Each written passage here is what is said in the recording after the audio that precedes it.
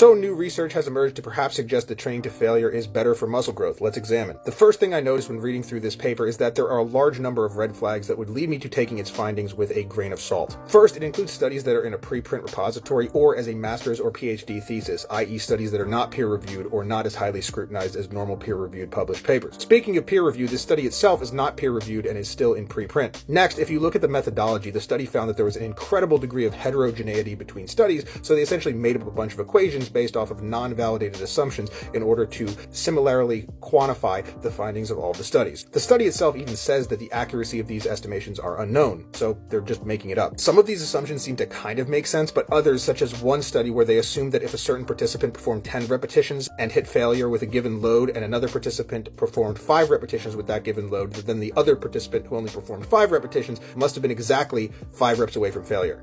What?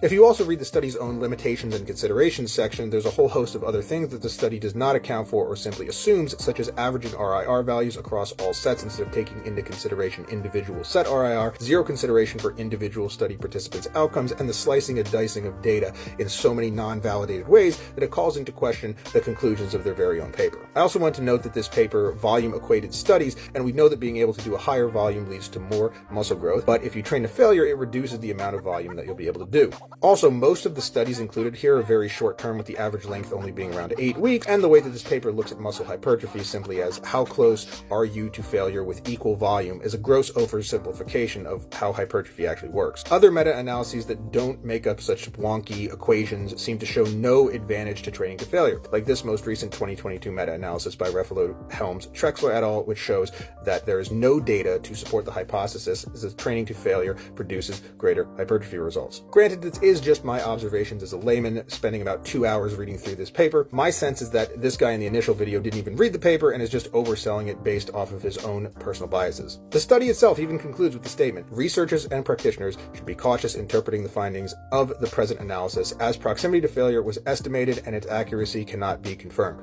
Anyway, if you like what I'm putting down, follow Johnny Reps Fitness.